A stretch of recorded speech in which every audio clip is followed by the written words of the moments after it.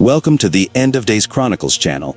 This is the reason why the demons made a request to Jesus regarding the pigs. Demons are spiritual beings capable of taking control of a physical body and using it for their own purposes.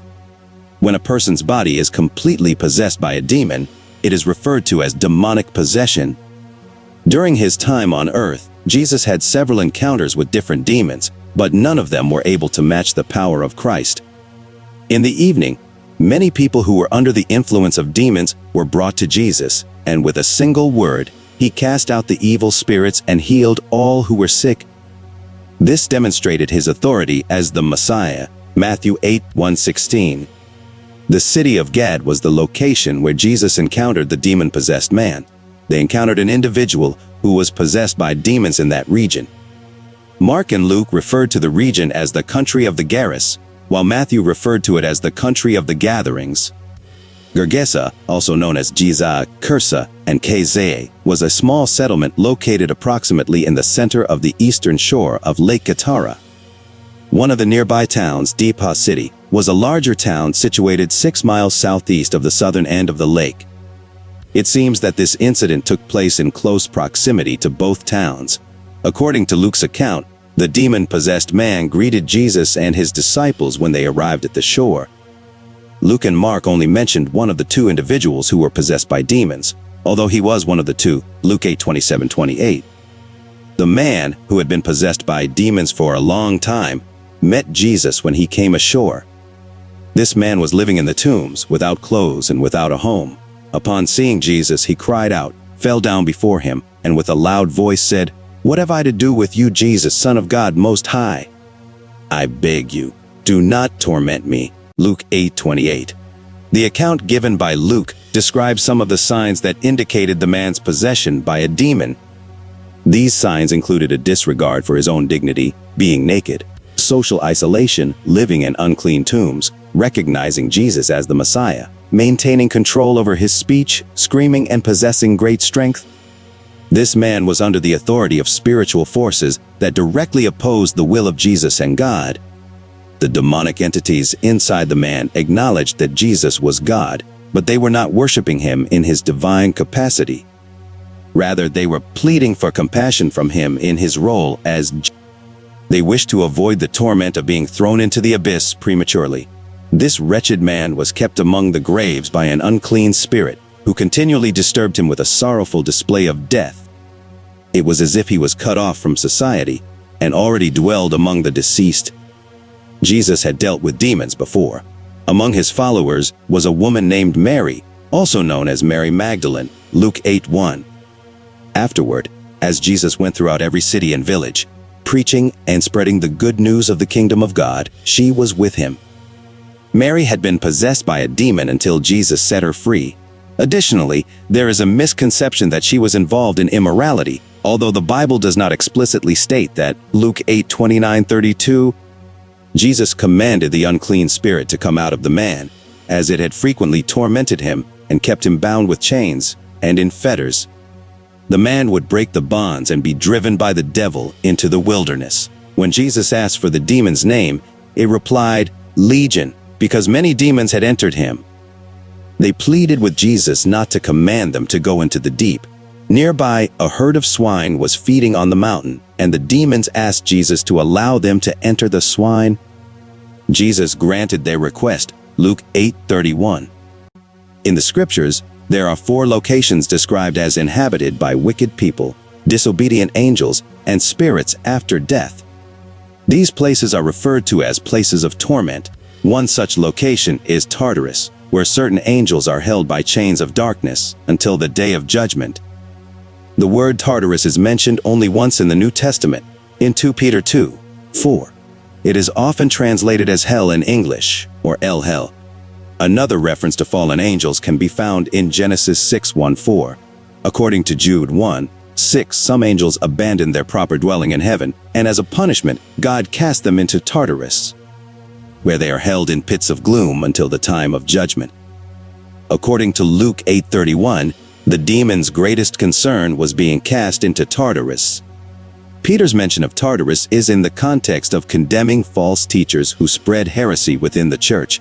implying that they will also end up in Tartarus, like the fallen angels responsible for spreading sin. In the sacred texts, there is a place called Hades, which is often translated as hell or grave. After Jesus' death, it is said that he descended into Hades, and according to Peter, while he was there, he preached to the captive souls. In his letter to the Ephesians, Paul mentioned that when Christ ascended into heaven, he led these captives out of their captivity, fulfilling the prophecy in Isaiah 61:1 about setting the bound free and opening prison doors. The word translated as deep is the Greek word abuso, which is also translated as the bottomless pit in other parts of the New Testament. It is worth noting that the demons pleaded with Jesus, asking not to be commanded to go to the abuso at that time, as they were aware that their time to be thrown into the abuso would come in the near future. Now they are begging for even greater freedoms, which is an interesting fact, considering that Jesus granted them some freedom by not commanding them to torment or send them to the abuso. However, their time to be cast into the abuso will come when Satan is bound.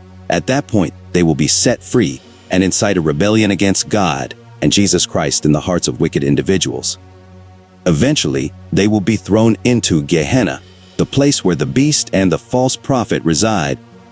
In the region of Gadara, where the majority of the population consisted of non-Jews, Jesus instructed the demons possessing the man to leave, freeing him from his agony. Jesus also asked the man for his name, revealing the extent of the evil power that had possessed him. The demons preferred to inhabit the bodies of living beings rather than face punishment, so they requested to enter the bodies of pigs. Jesus granted their request, but the pigs ended up drowning in the sea, holding the demons accountable for their actions. This demonstrated Jesus' power over demons in a dramatic and visual manner. Jesus valued the life of a single human being more than the lives of 2,000 pigs. However, the local people were more concerned about their pigs and urged Jesus to leave the area. On the mountain, there was a herd of pigs feeding, which was a violation of the law. The men involved in this unlawful trade prioritized their pigs over the well-being of the possessed man. After the demons were cast out, the man was found sitting at the feet of Jesus, clothed and in his right mind. The witnesses were afraid but shared the news of the man's healing. The people of the region, overwhelmed by fear, pleaded with Jesus to depart from them. Jesus obliged and returned to the ship. It is indeed a sad situation, where the people valued their pigs more than the liberation of the man. They cared more about the loss of their pigs than the man's restored health. While they wanted Jesus to leave them alone, the man who had been possessed by demons begged to be with Jesus. However, Jesus instructed him to go back to his own house and share the great things God had done for him. The man obeyed, spreading the news throughout the entire city. When Jesus returned to Capernaum on the other side of the lake, the people joyfully received him, as they had been eagerly waiting for him. This contrasted with the previous situation where they had asked Jesus to leave. It is believed that the man was not a native of Gadara, as he was instructed to go home and announce among his friends. Mark writes that God's mercy is evident in his actions in Decapolis. Satan and his demons actively seek to disrupt God's work and deceive anyone they can, as mentioned in 2 Corinthians 11:14-15. It is not surprising, as Satan himself disguises as an angel of light, and his servants also pretend to be servants of righteousness. However, their ultimate fate will align with their deeds. Therefore, it is crucial to be sober, well-balanced, self-disciplined, and alert at all times, as the devil roams like a hungry lion, seeking someone to devour, 1 Peter 5:8. These demons are described as evil and unclean spirits, Mark 1:27, lying spirits, and angels of Satan. In Revelation 12:9, the great dragon, the ancient serpent called the devil and Satan, who deceives the entire world, is thrown down to earth along with his angels. Satan and his demonic followers engage in attacks against Christians and conflicts with holy angels.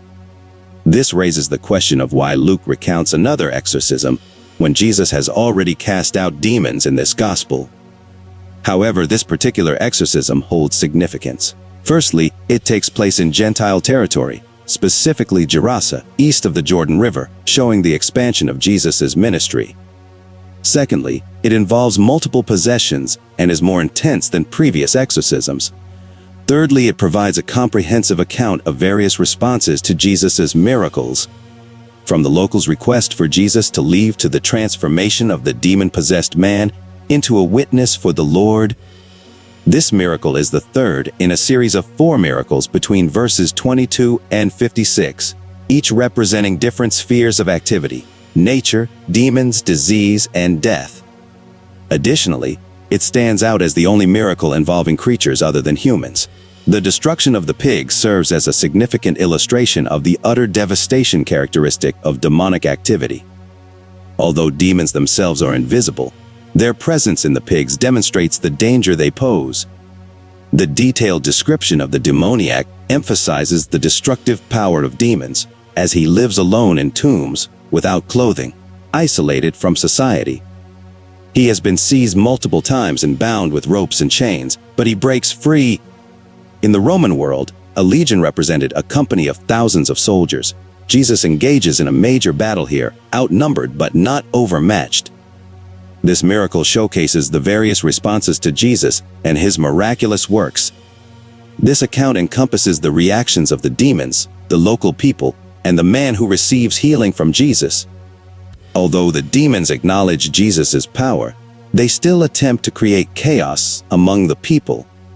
Even though they know they will ultimately lose the war, armies can still strive to inflict as much damage as possible before their defeat.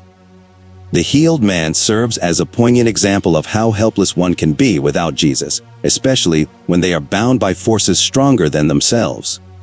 However, his transformation illustrates the remarkable contrast that occurs in one's life after being liberated from such subservience. This miracle goes beyond simply casting out demons. It is primarily about delivering a soul from captivity. It is crucial to take the presence of evil and the demonic very seriously. Jesus likely chooses to perform this event in a bold, harrowing, and graphic manner to illustrate how evil ultimately leads to death.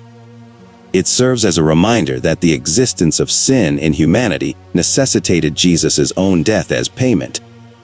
In our modern world, many people struggle with texts about demons because they challenge us to confront concepts that are not visible or audible. However, it is difficult to deny the existence of malevolent forces when we witness the horrifying and destructive nature of our culture and the terrible ways in which we can treat one another. Our efforts to restrain evil are as futile as the locals' attempts to chain the demoniac. We need the power of Jesus. The healed man provides a final point of application for reflection. Not everyone is called to a ministry that involves traveling to spread the gospel far from home. Sometimes, Jesus wants those who have experienced his goodness to share their story with those in their own hometown. The man who was healed and transformed did not need to raise funds or seek a mission field elsewhere. He simply started sharing his story, which naturally included the work of God in his life and the mention of Jesus. Thank you for your attention. Until the next video, may God bless you